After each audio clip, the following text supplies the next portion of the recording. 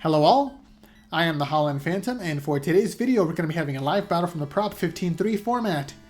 Now for those of you that don't know, the Prop 15.3 format was implemented back in the year 2000 in the middle of the base set through gym format.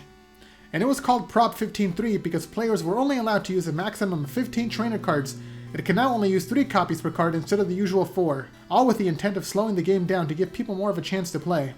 Okay, that's a quick history lesson out of the way. Let's take a look at the decks.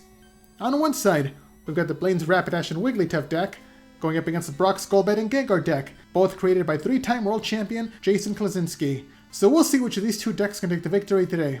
But before we begin, I just want to let everyone know that the channel is quickly reaching 1,000 subscribers, and we're trying to hit that goal before the end of the year.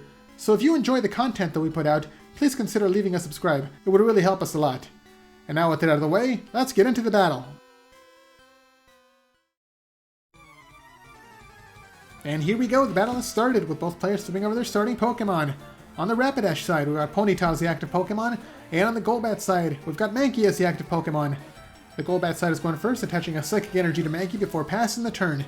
And on the Rapidash side, the player benches a Scyther and attaches a Fire Energy to Ponyta before also passing the turn. So a quick turnaround between both players. Back to the Golbat side, the player activates Computer Search, discarding 2 cards from their hand to add 1 card from their deck to their hand. So let's see what they got. They activate Super Energy Removal, discarding the Psychic Energy off of Mankey to also get rid of the Fire Energy from Ponyta. Followed up by the next trainer card, Professor Oak, to discard the entire hand to draw 7 brand new cards. So that must have been the card they got off the Computer Search. Let's see what they got. Brock Zubat comes down into the bench. It's going to be the main attacker once it evolves. He gets a Psychic Energy, jumps into the active spot, and attacks with Alert to draw 1 card from the deck before going back to the bench. Now back over to the Rapidash side, another Fire Energy comes down to Ponyta, and it evolves into the first Rapidash of the game. It attacks with Fire Main, hitting Mankey for 20 damage. Back over to the Golbat side now. A second Computer Search discards another 2 cards from their hand to once again search the deck. So let's see what they get this time. Okay, there's the card being chosen. A second Psychic Energy comes down to Brock Zubat. And there's another Professor Oak, once again discarding the entire hand to draw 7 new cards. So drawing a lot of cards off these 2 trainers. Another Zubat comes down to the bench. The first one jumps into the active spot to attack with Alert once again, drawing another card from the deck, and then immediately retreating back to the bench. So this Mankey might be getting KO'd. Okay, on the Rapidash side, the player attaches a double colorless energy to Rapidash to fully power it up. And now they're going to be activating their own Computer Search, discarding 2 cards from their hand to search the deck for any 1 card, and the one chosen is going to be Professor Oak of their own. Okay, now they can refresh their hand. Let's see what they get. Okay, there's the new cards being drawn. Did they get any more Pokemon to play? Not yet, but there's the Pokemon Trader, swapping out a Kangaskhan from the hand for any Pokemon from the deck. And the one chosen is going to be another Blaine's Ponyta coming down onto the bench. There's the attack. It's going to be Stamp that time, flipping a coin, and it is Tails, so it only hits for 30 damage, but still enough to take the first KO of the game. Zubat comes into the active spot now. Let's see if the player has the evolution. Not yet, but there's a Kangaskhan coming down to the bench. A third Psychic Energy comes down to Brock Zubat, and it attacks with Alert once again, drawing another card, and then switching Kangaskhan into the active spot now. It's got 90 HP, so it can take a couple of hits. A Fire Energy comes down to the benched Ponyta, and no other cards are played. There's the attack, another Stamp.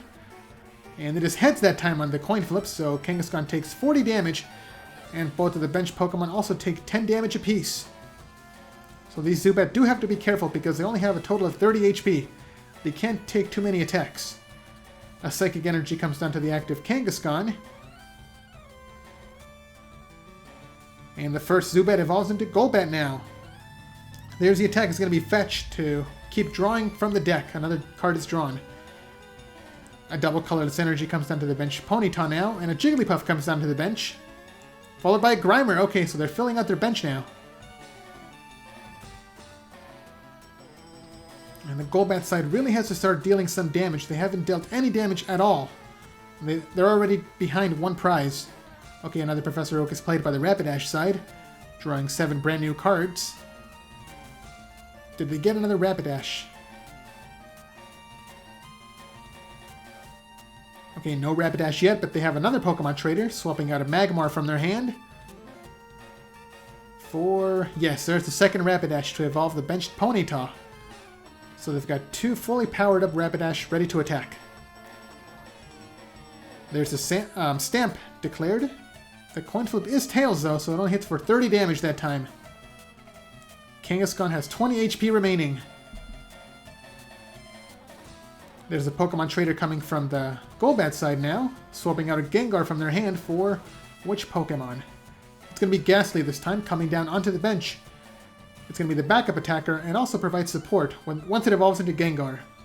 A Potion Energy is equipped to the second Zubat to heal the 10 damage off of it, and there's the attack Fetch to draw another card from the deck. On the Rapidash side, a Fire Energy comes down to the bench Jigglypuff.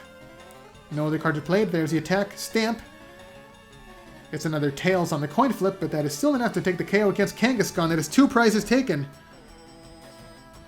So Golbat is 2 prizes behind, and they still have not dealt any damage whatsoever. They really have to get back into this game.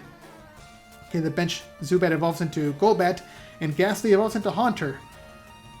Okay, here we go. Finally, some damage coming through. There's the attack Spiral Dive, hitting everything on the Rapidash side for 10 damage each. So that is 50 damage off of 1 attack. Over to the Rapidash side now. A Potion Energy comes down to Jigglypuff to heal the 10 damage off of it. And now Jigglypuff evolves into Wigglytuff. It's going to be the secondary attacker of the deck. And now Rapidash attacks with Stamp, hitting for 30 damage. So Golbat is down to just 30 HP remaining. Oh, that's 10 too much. There we go. They cleared it up. Okay, does the player have another Gengar in hand? Yes, they did. So Gengar can start activating its Pokemon Power Curse. Moving a damage counter off of Scyther onto Grimer now.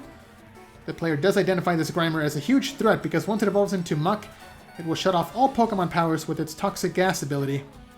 And there's another Spiral Dive, hitting everything once again for 10 damage.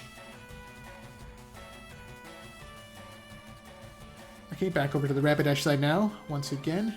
There's another Potion Energy coming down to Wigglytuff, so Wigglytuff is fully powered up, and it heals the 10 damage once again.